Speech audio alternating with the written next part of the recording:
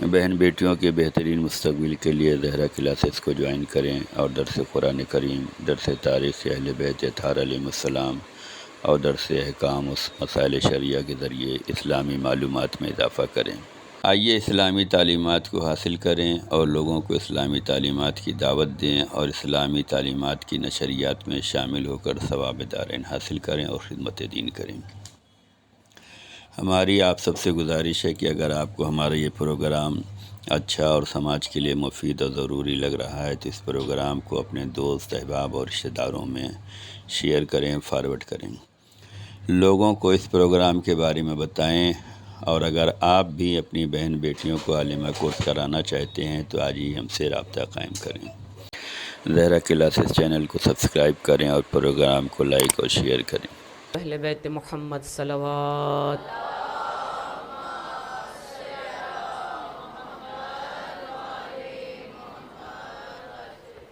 اعوذ باللہ من الشیطان اللعین الرجیم، بسم اللہ الرحمن الرحیم۔ الحمد للہ الذی لا يبلغ مدحتہ القائلون ولا يحصي نعماءه العادون ولا يؤدي حقه المجتهدون الذي ليس لصفته حد محدود ولا نعت موجود ولا وقت معدود ولا أجل ممدود فطر الخلائق بقدرته ونشر الرياح برحمته وابتدى بالصخور ميدان أرضه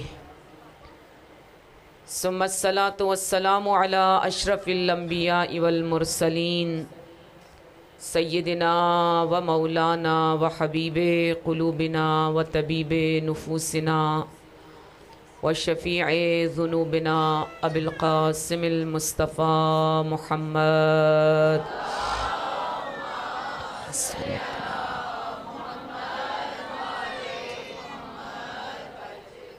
وعلى أهل بيته الطيبين الطاهرين المعصومين المنتجبين المظلومين سيما بقية الله في الأرضين روحي وأرواحنا لتراب مقدمه الفداء أما بعد فقد قال الإمام الحسين عليه الصلاة والسلام إني لم أخرج أشرا ولا بطرا ولا ظالما ولا مفسدا إنما خرجت لطلب الإصلاح في أمة جدي رسول الله أريد أن آمر بالمعروف وأنهى عن المنكر وأسير بسيرة جدي رسول الله وأبي علي بن أبي طالب عليه الصلاة والسلام صلوات۔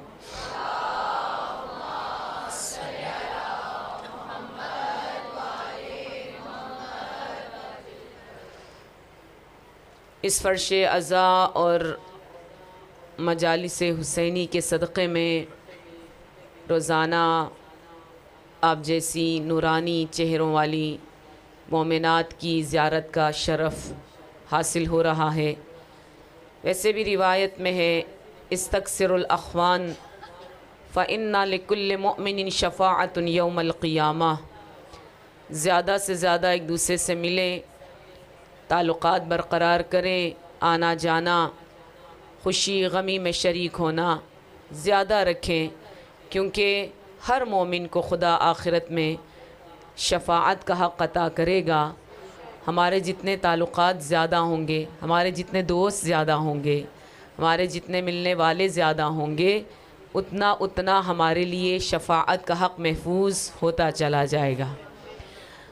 اور ویسے بھی ہم اس زمانے میں ہیں کہ ہمارا ولی نعمت پردہ غیبت میں ہے، ہمارے زمانے کا امام پردہ غیبت میں ہے، اور معصوم فرماتے ہیں کہ جب کبھی آپ کا دل بہت تنگ ہو جائے، بہت اداس ہو جائیں، بڑا دل تڑپے، ایک تشنگی، ایک پیاس محسوس ہو کہ میں اپنے زمانے کے امام کی زیارت سے محروم ہوں، میری یہ آنکھیں اس قابل نہیں ہیں کہ میں چہرہ امامت کی زیارت کر سکوں، تو زیادہ سے زیادہ مومنوں کے چہروں کی زیارت کریں۔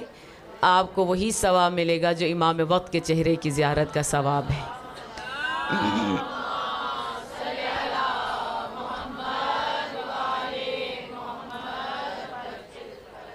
اور جب ایسی مجلسوں میں آ کر ذکر حسین اور کلام حسین کے بارے میں گفتگو ہو تو ان مجالس کا مقام اور مرتبہ اور رتبہ اور فضیلت بہت زیادہ بڑھ جاتی ہے۔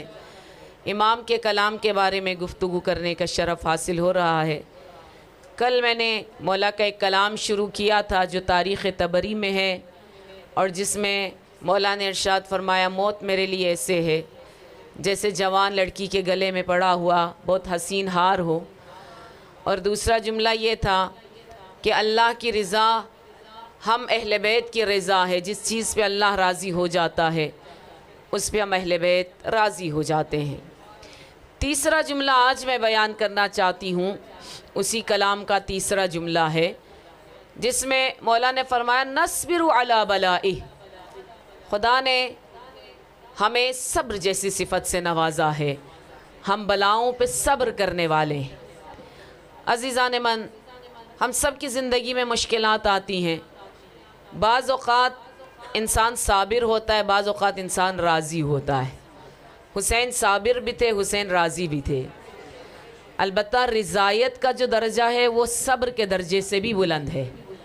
جیسے ہم کہیں جی ہماری زندگی میں ایک مصیبت آئی ہے، ہم نے صبر کیا، کڑوے گھونٹ کی مانند اس کو پی لیا، ٹھیک ہے، اس کا بھی بڑا اجر و ثواب ہے، لیکن اس مصیبت پہ راضی ہو جانا یہ ہمارے بس کی بات نہیں ہے کہ ہاں ہم خوش ہیں، ہم راضی ہیں، ایسا تو نہیں ہوتا۔ ہاں صبر کر لیا ہے، خاموش ہو گئے ہیں، کڑوے گھونٹ کی مانند پی لیا، دل پہ ایک بوجھ ضرور ہے، دل میں بات ضرور ہے، ذہن سے وہ بات نکل نہیں رہی، خاموش ضرور ہو گئے لیکن راضی نہیں ہوئے۔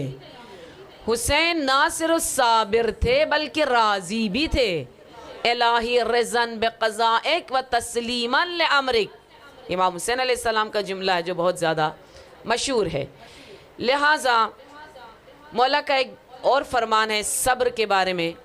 جب جناب ابو ذر غفاری کو مدینہ سے تبعید کیا گیا، یہ حدیث جو میں بیان کرنے لگی ہوں یہ کتاب ہے ابو الشہداء، اور ایک سنی رائٹر نے اس کو لکھا ہے، کیونکہ امام حسین علیہ السلام کے بارے میں سنیوں نے بھی لکھا، عیسائیوں نے بھی لکھا، لا مذہب نے بھی لکھا، یہودیوں نے بھی لکھا، بہت زیادہ لکھا، یعنی بہت ساری کتابیں ایسی ہیں جو نان شیعہ جنہوں نے امام کی اس طرح امامت کو قبول نہیں کیا لیکن حسین کے بارے میں کتاب لکھی ہے۔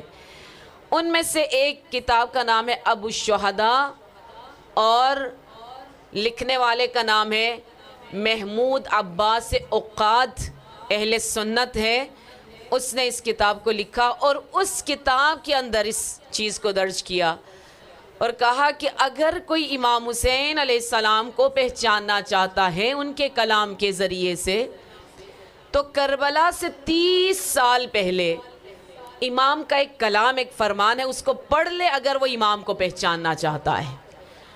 کربلا سے 30 سال پہلے جب جناب ابو ذر غفاری جو کہ رسول خدا کے صحابی تھے، ان کو تبعید کر دیا گیا، ان کو جلا وطن کر دیا گیا، ان کو ربضہ بھیج دیا گیا، ان کو مدینے سے نکال دیا گیا۔ جب مدینے سے نکالا گیا تو ان کو الوداع کہنے کے لیے خود مولا علی بھی تشریف لائے، امام حسن بھی تھے، امام حسین بھی تھے، سب نے اپنی اپنی جگہ جناب ابو ذر غفاری کو کوئی نہ کوئی نصیحت کی۔ امام حسین علیہ السلام نے جناب ابو ذر غفاری کو جو نصیحت کی وہ بہت پیاری نصیحت ہے۔ اب وہ سنی رائٹر کہتے ہیں حسین کو پہچانا ہے نا تو اس نصیحت کے ذریعے، اس کلام کے ذریعے سے پہچانے۔ وہ کلام کیا ہے؟ امام حسین نے جناب ابو ذر سے خطاب کر کے کہا یا عمّا، اے میرے چچا جان، کیونکہ ایک طرح سے بھائی بھی تھے مولا علی کے تو چچا ہوئے امام حسین علیہ السلام کے۔ یا عمّا، اے میرے چچا جان، ان اللہ تعالی یغیر ما ترا، یہ پہلا جملہ ہے۔ پروردگار عالم جو کچھ بھی آپ دیکھ رہے ہیں نا ان کو تبدیل کر دے گا. حالات گزرتے ہیں، واقعات مختلف وقوع پذیر ہوتے ہیں، چیزیں تبدیل ہو جاتی ہیں. آج سے 10 سال پہلے جو حالات ہیں آج تو نہیں ہیں، آج سے 20 سال پہلے جو حالات ہیں آج تو نہیں، آج سے 100 سال پہلے جو حالات ہیں آج تو نہیں ہیں. وقت گزرتا چلا جاتا ہے، چیزوں میں تبدیلی آتی چلی جاتی، انسانوں میں تبدیلی آ جاتی، حالات میں تبدیلی آ جاتی، صحت میں تبدیلی آ جاتی ہے. ہمیشہ حالات ایک جیسے تو نہیں رہتے ہیں. ان اللہ یغیر ما تری. ابھی آپ کو تبعید کیا جا رہا ہے نا، ابھی آپ کو نکالا جا رہا ہے، ابھی آپ کو جلاوطن کیا جا رہا ہے. حالات ہمیشہ ایسے نہیں رہیں گے، تبدیلی آ جائے گی. ایک زمانہ تھا جب موسیٰ نے فرعون کے خوف سے مصر کو چھوڑ دیا، اور ایک زمانہ وہ آ گیا جب فرعون خود دریائے نیل میں غرق ہو رہا تھا. ایک زمانہ وہ تھا جب ابراہیم کو آگ میں جلانے کی کوشش کی جا رہی تھی، اور ایک زمانہ وہ تھا جب نمرود خود نابود ہو گیا تھا. ایک زمانہ وہ تھا جب صدام نے بڑے بڑے علماء، بڑے بڑے مجتہدین کو پھانسی پہ چڑھایا، مار دیا، بے جرم بے خطا سزائیں دے کر، اذیتیں دے کر، تکلیف دے کر شہید کیا. اور ایک زمانہ وہ تھا جب صدام خود پھانسی کے پھندے پہ چڑھ رہا تھا. ان اللہ یغیر ما تری. جو کچھ بھی آپ کو نظر آ رہا ہے پروردگار عالم اس کو تبدیل کر دے گا. حالات ہمیشہ ایک جیسے نہیں رہتے، زمانہ گزرتا ہے، تبدیلی آتی جاتی ہے. اور وہ حدیث میں بارہا اپنی مجلسوں میں سنا چکی ہوں کہ نہج البلاغہ میں ہے، امیر المومنین نے فرمایا ان اللیل والنہار یعملان فیکا فعمل فیہما یأخذان منکا فأخذ منہما. یہ لیل و نہار، یہ شب و روز، یہ گزرتا وقت، یہ ماہ و سال، یہ گھڑیاں، یہ ساعتیں آپ سے آپ کا سب کچھ لے کر جا رہی ہیں. آپ کی جوانی، آپ کا حسن، آپ کی صحت، آپ کی طاقت، آپ کے کالے بال، آپ کے مضبوط دانت، آپ کے گھٹنوں کی طاقت، آپ کے کمر کی طاقت، آپ کے خواہشات. زمانے کے ساتھ ساتھ وقت آپ سے لیل و نہار، یہ دہر، یہ عصر، یہ زمانہ، یہ گھڑیاں، یہ ساعتیں جو بیتتی جا رہی ہیں آپ سے آپ کا سب کچھ لے کر جا رہی ہیں. آخر میں قبر ہے، موت ہے، اور کچھ نہیں ہے، سب کچھ یہاں چھوڑ کے جانا ہے. ان اللیل والنہار یعملان فیکا فعمل فیہما. یہ بتاؤ تم نے گزرے وقت سے کیا لیا ہے. کبھی گریبان میں جھانک کر دیکھو، دے سارا کچھ دیا، لیا کچھ بھی نہیں. نقصان اٹھایا، خسارہ اٹھایا، دے دیا سارا کچھ، جوانی دے دی، صحت دے دی، عمر دے دی، طاقت دے دی، حسن دے دیا، ساری چیزیں گزرتے وقت نے لے لی ہم سے. ہم نے گزرتے وقت سے کیا لیا؟ ہم نے گزرتی ہوئی ساعتوں سے کیا لیا؟ 2025 بھی ختم ہو جائے گا. ذرا اپنے اپنے گریبانوں میں جھانک کر دیکھیں کہ ہم نے 2025 میں کیا حاصل کیا. 2024 آیا گزر گیا، 23 آیا گزر گیا، کتنے سال گزر گئے ہماری زندگی کے. ہم نے گزرتے وقت سے کیا لیا؟ ان اللیل والنہار یعملان فیکا فعمل فیہما. تم بھی کچھ اس گزرتے وقت سے لے لو.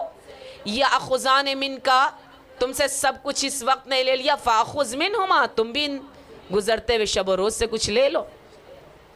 ان اللہ یغیر ما تری. جناب ابو ذر غفاری سے امام حسین علیہ السلام ارشاد فرما رہے ہیں. پھر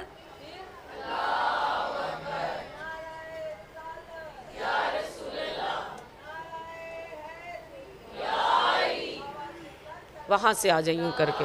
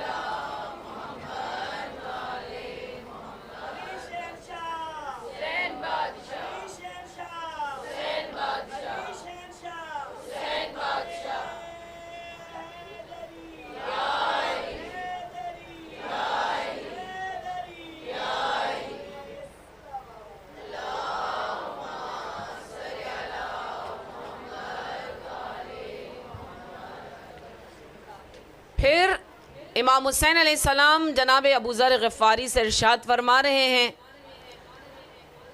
قد منعک القوم دنیاہم، اے میرے چچا اس قوم نے دنیا کو آپ سے روک لیا، آپ سے چھین لیا، بظاہر آپ کو دربدر کیا، بظاہر آپ کو جلا وطن کیا، آپ کو مدینے سے خارج ہونے پر مجبور کیا۔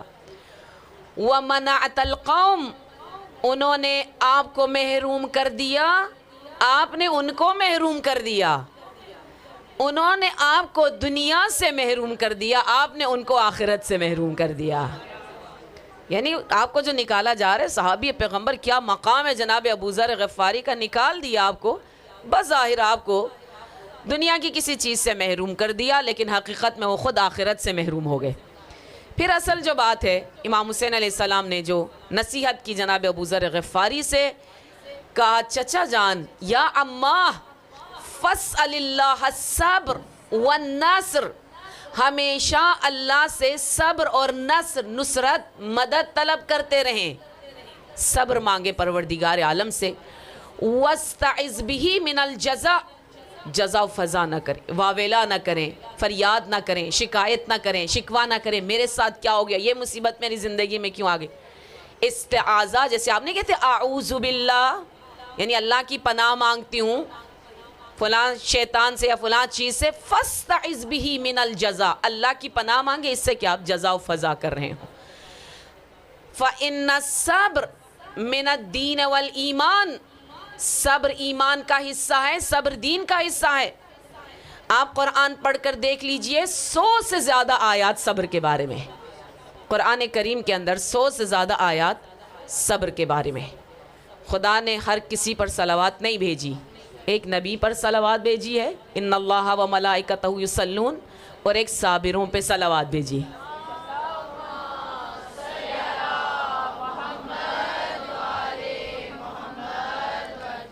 اولئک علیہم صلوات من ربہم ورحمہ، صابرین وہ ہیں جن پر اللہ کی جانب سے رحمتیں بھی نازل ہوتی ہیں اور صلوات بھی نازل ہوتی ہیں۔ فبشر الصابرین الذین اذا اصابتهم مصیبہ قالوا انا للہ و انا الیہ راجعون، ہر کسی کو قرآن میں بشارت بھی نہیں دی گئی، صابروں کو بشارت دی گئی ہے۔ سورہ عصر میں آپ کیا پڑھتے ہیں؟ والعصر ان الانسان لفی خسر الا الذین آمنوا وعملوا الصالحات وتواصوا بالحق وتواصوا بالصبر۔ عصر کی قسم، زمانے کی قسم، سب خسارے میں، سب نقصان میں، سوائے وہ جو ایک دوسرے کو نصیحت کر رہے ہیں صبر کی، وتواصوا بالحق، حق کی اور صبر کی۔ یہ سورہ عصر میں ہے۔ وَلَنَبْلُوَنَّكُمْ بِشَيْءٍ مِّنَ الْخَوْفِ وَالْجُوعِ وَنَقْصٍ مِّنَ الْأَمْوَالِ وَالْأَنفُسِ وَالثَّمَرَاتِ، ہم آزماتے ہیں۔ وَلَنَبْلُوَنَّكُمْ، آزمائشیں اللہ کی جانب سے آتی ہیں، امتحان اللہ کی جانب سے آتے ہیں۔ وَلَنَبْلُوَنَّكُمْ بِشَيْءٍ، ہم اپنے بندوں کو آزماتے ہیں، خوف کے ذریعے، بھوک کے ذریعے سے، وَنَقْصٍ مِّنَ الْأَمْوَالِ، مال کم کر کے، والانفس، جانوں کے ذریعے، والثمرات، پھلوں کے ذریعے، پھلوں میں کیڑا ڈال دیا جاتا ہے، فصلیں خراب ہو جاتی ہیں، سارا سال انسان محنت کرتا ہے، آخر میں کیڑا پڑ جاتا ہے، پھل خراب ہو جاتے ہیں، یہ بھی اللہ کی جانب سے ایک آزمائش ہے۔ لہٰذا صبر ایسی صفت ہے جس کے لیے کہا علیکم بالصبر، نہج البلاغہ میں امیر المومنین ارشاد فرما رہے ہیں علیکم بالصبر فإن الصبر من الایمان کالرأس من الجسد، آپ پر لازم ہے کہ آپ اپنی زندگی میں آنے والی مشکلات پہ صبر کریں، کیونکہ صبر کو ایمان سے وہی رشتہ ہے جو سر کو بدن سے ہوا کرتا ہے۔ سر کے بغیر تو بدن کسی کام کا نہیں، سر کاٹ دیا جائے تو بدن کس کام کا ہے؟ ایمان اس بدن کی مانند ہے، اس بدن کے اوپر سر جو ہے وہ صبر ہے۔ صبر کے بغیر، جس طرح سر کے بغیر جسم ناقص ہوتا ہے، اسی طرح سر کے بغیر جسم ناقص ہوتا ہے، صبر کے بغیر ایمان ناقص ہے۔ فَإِنَّ الصَّبْرَ تُدْرَكَ مَعَالِي الْأُمُورِ، اگر آپ بہت اعلیٰ ترین مقام تک پہنچنا چاہتے ہیں، کمال تک پہنچنا چاہتے ہیں، تب بھی ایک صفت آپ میں ضرور ہونی چاہیے، وہ صبر کی صفت ہونی چاہیے، صبر کی صفت ہونی چاہیے۔ ایک صبر ہوتا ہے صبر جمیل، جب آپ کسی پر مصیبت آتی ہے، آپ دعا دیتے ہیں یا اس کو تلقین کرتے ہیں تو آپ کہتے ہیں خدا آپ کو صبر جمیل عطا کرے، صبر جمیل عطا کرے۔ صبر جمیل کیا ہے؟ صبر جمیل یہ ہے کہ ہم اپنی مشکلات کا شکوہ دوسروں کے سامنے نہ کریں، اللہ کے سامنے ضرور اپنی مشکلات کو بیان کریں، دعا کریں، لیکن ادھر ادھر اس کے سامنے اپنی مشکلات کو بیان نہ کریں، خاموش رہیں۔ اس کو صبر جمیل کہا جاتا ہے۔ حضرت ابراہیم علیہ السلام کے بیٹے حضرت اسحاق، حضرت اسحاق کے بیٹے حضرت یعقوب، حضرت یعقوب کے بیٹے حضرت یوسف، سب پیغمبر۔ حضرت یعقوب علیہ السلام حضرت ابراہیم کے پوتے ہیں۔ ایک مرتبہ حضرت ابراہیم نے اپنے پوتے جناب یعقوب کو کسی عابد کے پاس بھیجا، کوئی کام تھا حضرت ابراہیم کو، تو ان کے پاس بھیجا کہ فلاں کام یا فلاں میسیج یا فلاں پیغام ان تک پہنچا دیا جائے۔ حضرت یعقوب علیہ السلام آئے ان عابد کے پاس، جب آئے تو عابد نے سلام کیا اور کہا السلام علیک یا خلیل اللہ، اے خلیل خدا آپ پر میرا سلام ہو۔ حضرت یعقوب نے کہا میں خلیل اللہ نہیں ہوں، میں ابراہیم نہیں ہوں، میں ابراہیم کا پوتا یعقوب ہوں۔ کہا آپ حضرت ابراہیم کے پوتے حضرت یعقوب ہیں؟ آپ اتنے بوڑھے کیسے ہو گئے؟ آپ کے سر کے بال اتنے سفید کیوں ہو گئے؟ آپ کی کمر کیوں جھک گئی؟ آپ کے چہرے پہ بڑھاپے کے آثار اتنے زیادہ جھریاں یہ کیوں آ گئیں؟ کہا بس زندگی میں بڑی مشکلات آئیں، یہ مصیبت وہ مصیبت، یہ پریشانی وہ پریشانی، بہرحال بیان کیا۔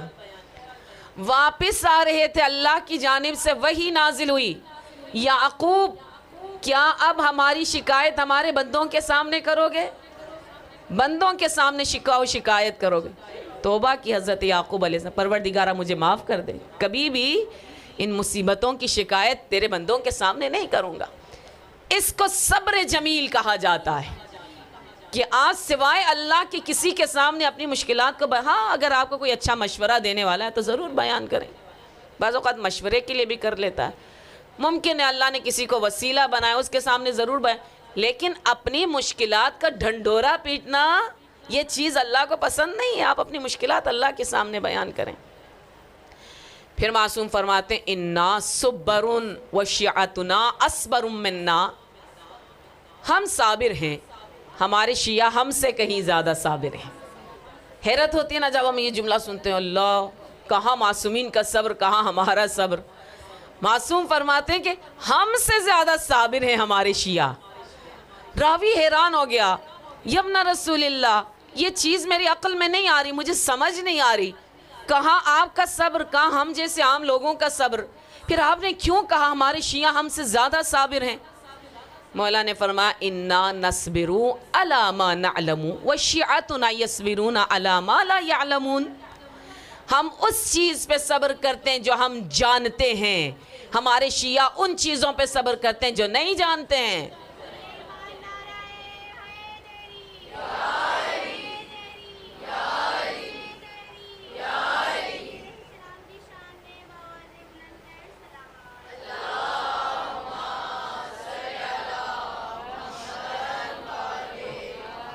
ان اللہ مع الصابرین ان اللہ یحب الصابرین، اللہ صابروں سے محبت کرتا ہے، اللہ صابروں کے ساتھ ہے۔ ہمارے شیعہ ان چیزوں پہ صبر کرتے ہیں جو نہیں جانتے، ان کے پاس تو علم لدنی ہے، ان کی آنکھوں سے تو حجابات ہٹے ہوئے ہیں، وہ تو حقیقت کو دیکھ رہے ہیں، وہ صبر کرنا ان کے لیے آسان ہے۔ ہم نہ جاننے کے باوجود، جاہل ہونے کے باوجود صبر کریں، مولا فرماتے ہیں آپ کا صبر ہمارے سب سے بڑھ جاتا ہے، ہمارے صبر سے بڑھ جاتا ہے۔ ہم صابر ہیں، آپ صبر ہیں، صیغہ مبالغہ، بہت زیادہ صبر کرنے والے ہیں۔ پھر امام معصوم فرماتے ہیں المصیبت واحدۃ للصابر واثنتان للجازع، صبر کرنے والے کے لیے مصیبت ایک ہی رہتی ہے، جزا و فضا کرنے کے لیے ڈبل ہو جاتی۔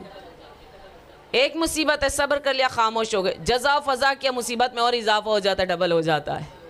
البتہ بعض اوقات انسان کو صبر اپنی پسندیدہ چیزوں پہ کرنا پڑتا ہے، بعض اوقات ناپسندیدہ چیزوں پہ بھی کرنا پڑتا ہے۔ صبر کی دو قسمیں ہیں، ایک وہ صبر ہے جو آپ اپنی پسندیدہ چیز پہ کرتے ہیں، اور ایک وہ صبر ہے جو ناپسندیدہ چیز پہ کرتے ہیں۔ پسندیدہ چیز بے حجاب پھرنا پسند ہے، اللہ کی رضا کی خاطر صبر کریں، نہ پھریں۔ یہ کھانے کا دل چاہ رہا ہے، اللہ راضی نہیں ہے، نہ کھائیں۔ یہ دیکھنے کو دل چاہ رہا ہے، اللہ راضی ہے نہ دیکھیں، فلاں جگہ پہ جانے کو دل چاہ رہا ہے، پتہ ہے وہاں پہ گناہ کی محفلیں نہ جائیں، پسند ہے، دل چاہ رہا ہے، دوستیں جا رہی ہیں، کزنز جا رہی ہیں، باقی سب جا رہے ہیں، آپ اللہ کی خاطر رک جائیں، پسندیدہ چیز پہ بھی بعض اوقات انسان کو صبر کرنا پڑتا ہے، اور ناپسندیدہ چیز پہ بھی انسان کو صبر کرنا پڑتا ہے۔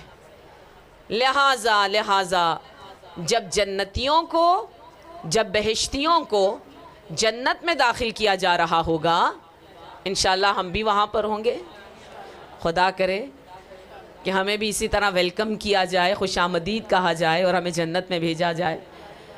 جب جنتیوں کو جنت میں بھیجا جا رہا ہوگا تو ان کی ظاہر بہت سارے اعمال ایسے ہیں جنہوں نے ان کو جنت میں جانے کے قابل بنایا، لیکن جب فرشتے، جب ملائکۃ المقربین، جب حور و غلمان ان پر سلام بھیجیں گے تو جو صفت لے کر، جس صفت کا نام لے کر سلام بھیجیں گے وہ کیا ہے؟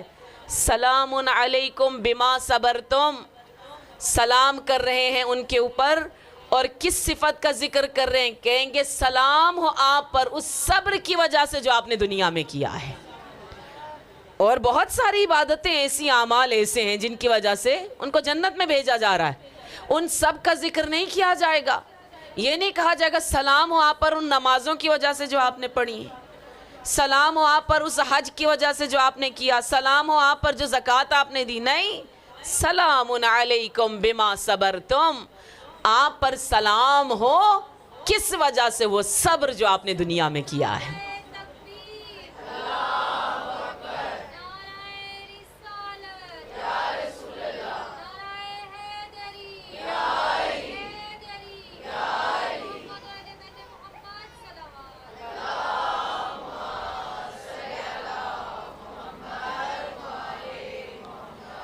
آج وقت کچھ زیادہ ہو گیا ہے، میں ایک روایت سنا کے انشاءاللہ مصائب کی جانب آؤں گی۔ ابھی ہم نے کہا صبر کی دو قسمیں، پسندیدہ اور ناپسندیدہ چیز پر۔ صبر کی ایک اور تقسیم بھی ہے، یا صبر بر مصیبت ہے، یا صبر در اطاعت ہے، یا صبر در معصیت ہے۔ صبر کی تین قسمیں روایات میں بیان کی گئی۔ صبر در معصیت، ابھی میں نے مثال دی، کوئی گناہ کی جگہ ہے، کوئی چیز ہے، آپ جانا چاہتے ہیں معصیت ہے، یہ اللہ کی نافرمانی، آپ اس پہ صبر کریں۔ صبر بر مصیبت کیا ہے؟ مصیبت پہ صبر کرنا، خدا نخواستہ کوئی عزیز بھی چھڑ گیا ہے، ماں باپ دنیا سے چلے گئے، بھائی بھی چھڑ گیا ہے، یا کوئی اور عزیز جس سے آپ کو بہت محبت تھی، آپ کا شوہر دنیا سے چلا گیا ہے، اس پر صبر کرنا صبر بر مصیبت ہے۔ ایک صبر در اطاعت ہے، صبر در اطاعت، روزہ صبر در اطاعت ہے۔ جون کا روزہ، جولائی کا روزہ، 12، 13، 14 گھنٹوں کا روزہ، پیاس برداشت کرنی پڑے، بھوک برداشت کرنی پڑے، یہ صبر در اطاعت ہے۔ صبر در اطاعت، حجاب کی مثال تقریباً روز ہی آ رہی ہے۔ گرمی ہے شدید، یونیورسٹی جا رہی ہیں، کالج جا رہی ہیں، پڑھنے کے لیے جا رہی ہیں، شدید گرمی ہے، آپ کا پردہ مکمل ہے، آپ نے چادر، وہ زہرائی چادر، وہ زینبی چادر اپنے سر پہ سجا رکھی ہے، اپنے آپ کو نامحرموں کی نگاہوں سے بچا رکھا ہے، یہ صبر در اطاعت ہے۔ اللہ کی اطاعت کے خاطر آپ ان چیزوں پہ صبر کر رہے ہیں، صبر در اطاعت۔ گھٹنے میں درد ہے، کمر میں درد ہے، نماز پڑھنا بہت مشکل ہے، بالخصوص فجر کے وقت اٹھنا بہت مشکل ہے، اٹھ جائیں، اٹھ کر مصلی عبادت پر آ جائیں، تو یہ صبر در اطاعت ہے۔ صبر در مصیبت، صبر در اطاعت، صبر در معصیت، یہ تین صبر کی قسمیں جو ہمیں روایات میں ملتی ہیں۔ واقعات بہت زیادہ ہیں، ان تمام واقعات پر جو واقعات صبر کے اعتبار سے بھاری ہیں وہ کربلا کے واقعات ہیں۔ جناب داؤد علیہ السلام کا ایک بیٹا اس دنیا سے گیا تھا، داؤد پیغمبر تھے، داؤد کے ہاتھوں میں لوہا نرم ہو جاتا تھا۔ حضرت داؤد علیہ السلام حضرت سلیمان پیغمبر کے والد تھے۔ حضرت داؤد علیہ السلام کا ایک بیٹا دنیا سے چلا گیا، ظاہر باپ تھے، بہت روئے، بہت تڑپے، بہت گریہ کیا، بہت زیادہ بچے کے لیے دل تنگ ہوتا تھا۔ تو خدا کی جانب سے خطاب آیا کہ اے داؤد، آپ کو آپ کے بیٹے سے کتنی محبت تھی، کہ پروردگار یہ پوری دنیا سونے اور جواہرات کی بن جائے تو میری نظر میں اس کی وہ اہمیت نہیں ہوگی جو میرے بیٹے کی تھی. جتنی محبت مجھے اپنے بیٹے سے تھی، اگر یہ پوری دنیا ہیرے جواہرات اور سونے چاندی کی بھی بن جائے تو میری نظر میں اس کی کوئی حیثیت نہیں ہوگی جو حیثیت، جو مقام، جو محبت میرے دل میں میرے بچے کے لیے تھی. خدا نے کہا داؤد پروردگار عالم جتنا آپ سوچ رہے ہیں ساری دنیا سونا بن جائے، اس سے کہیں زیادہ ثواب پروردگار عالم آخرت میں آپ کو دینے والا ہے.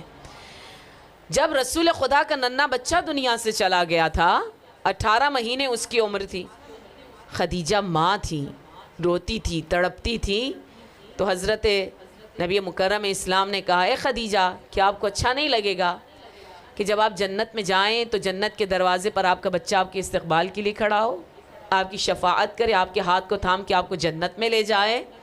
کہا یا رسول اللہ کیا ایسا ہی ہوگا؟ کہا ایسا ہی ہوگا، آپ کا بچہ آپ کے لیے شافع بن جائے گا، آپ کی نجات کا باعث بنے گا. البتہ جناب خدیجہ تو خود ام المؤمنین ہے، ام الفاطمۃ الزہرا ہے، ہماری شفاعت کرنے والی ہیں. یہ عام ماؤں کے لیے، عام والدین جن کے اولاد اس دنیا سے چلی جاتی، ان کے لیے ایک میسیج ہے. جناب خدیجہ تو وہ ام المؤمنین ہستی ہیں کہ آخرت میں لواء الحمد جناب خدیجہ کے ہاتھوں میں ہوگا. خواتین میں، مردوں میں لواء الحمد یعنی اسلام کا پرچم، اسلام کا پرچم مردوں میں امیر المومنین کے ہاتھوں میں ہوگا، خواتین میں جناب خدیجۃ الکبریٰ ام المؤمنین کے ہاتھوں میں ہوگا.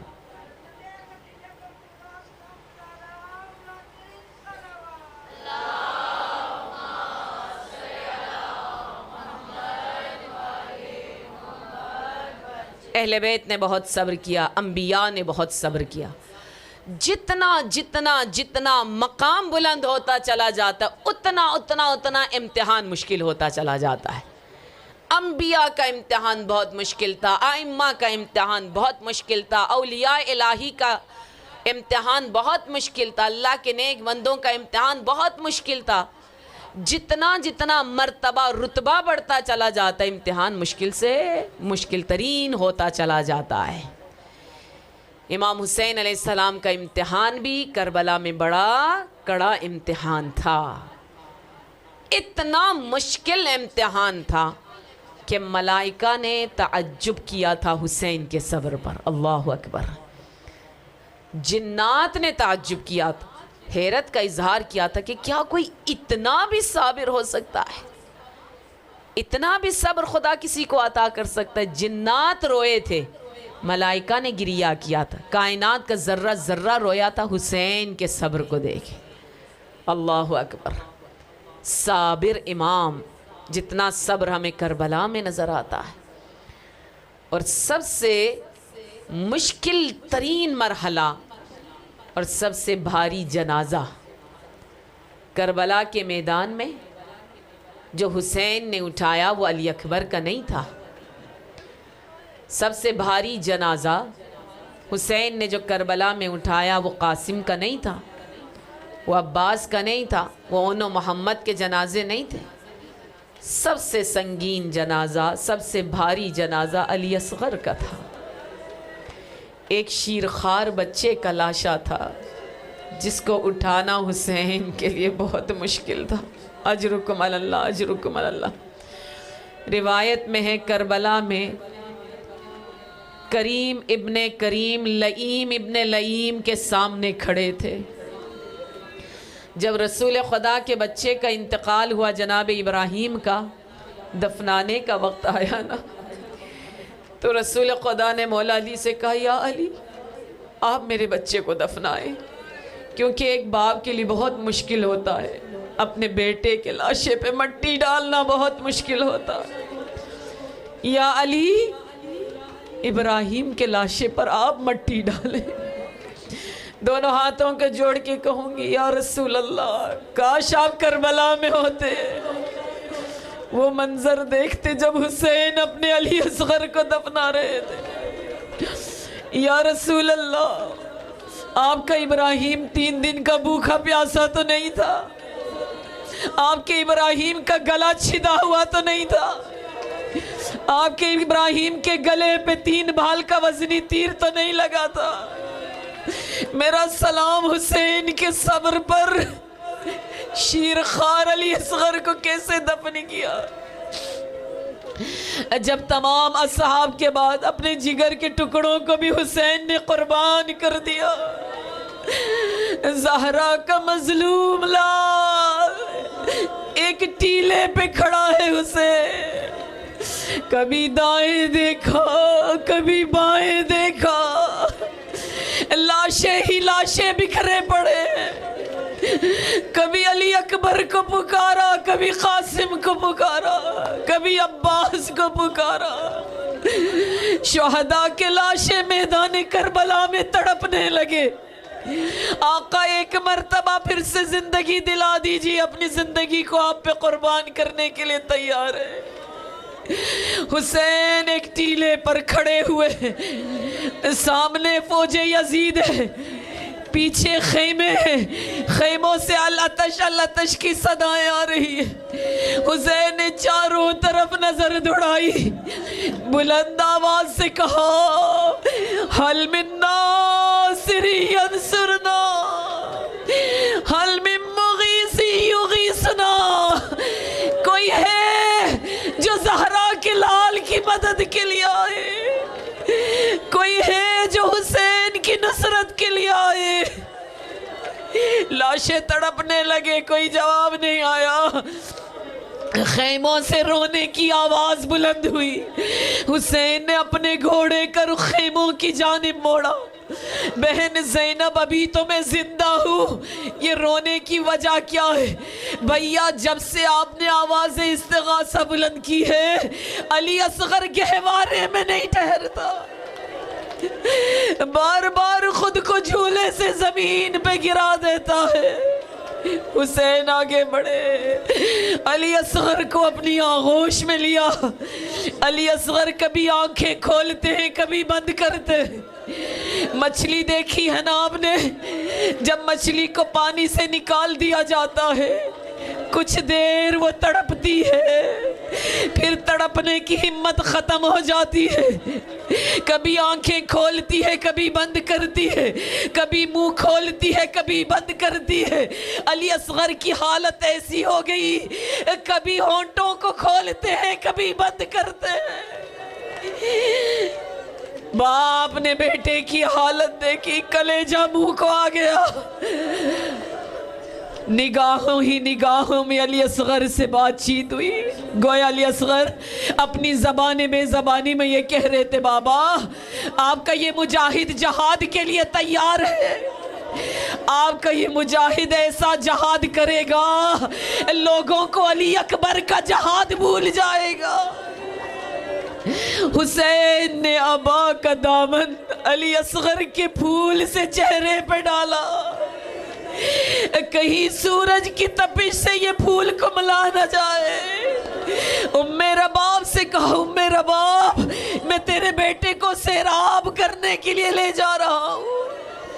حسین میدان کربلا میں آئے، فوج یزید کے سامنے کھڑے ہوئے، اے فوج اشقیاء تمہاری نظر میں گناہگار ہوں تو میں ہوں، خطاکار ہوں تو میں ہوں، اس مرتے ہوئے بچے کا کوئی قصور نہیں، اس کی ماں کا دودھ خشک ہو چکا ہے، اس کو 2 گھونٹ پانی پلا دو۔